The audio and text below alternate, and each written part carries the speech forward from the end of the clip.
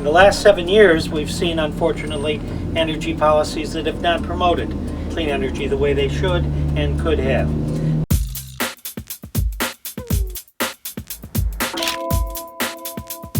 Margaret Levin. My title is Associate Regional Representative.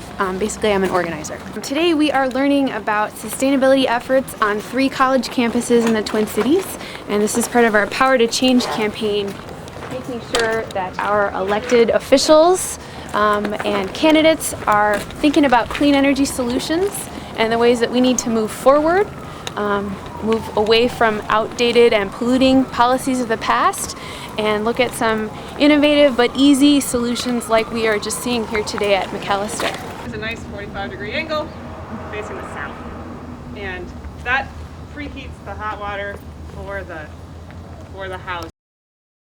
1950s, one-story, you'll see it, house that was remodeled with $50,000 with the idea that we would do a standard remodeling, but it would be in a green sort of a way. So trying to make it as cost-effective as possible.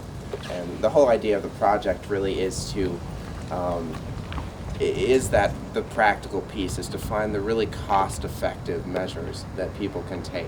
A lot of the things that were done are just kind of in the background, things like the insulation, or the other thing that we've really explored here, which this house is really centered around the kitchen here in the center, and we've done a lot of things with trying to, we buy all our food from a local co-op, and we cook mostly from all raw ingredients, which is very unusual for college students.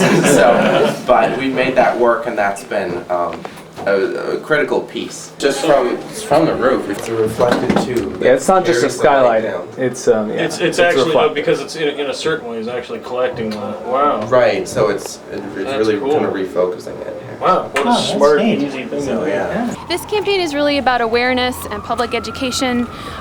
We hope that all the candidates up and down the ballot, including the president, will begin to speak more about energy and environmental issues, and that they recognize that this is really about our economy, that we can create new green jobs, we can solve global warming, and we can also lower costs for consumers. Well, first of all, it's just really impressive what just the sheer volume of programs that the various universities have in place already, and they're clearly forward-looking. Lots of talk about LEED certification.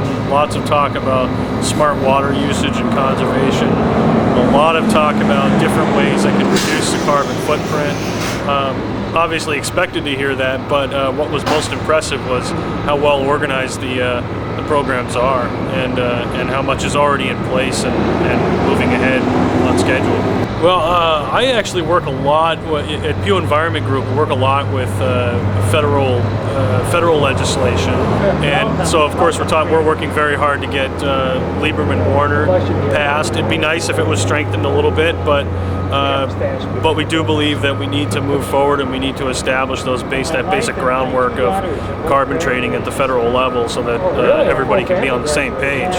And so we're hoping to get that done. And also we're trying to do a lot more work with getting involved with state and regional legislative agendas as well, because we do believe that states are basically the petri dish for everything that gets accomplished at the federal level. So we're this program of doing these small tours and seeing what people are doing at the local level is fantastic, and we can utilize this to impress the importance upon our federal legislators. The leadership capacity, the leadership willingness, the leadership creativity to lead us in this direction of change.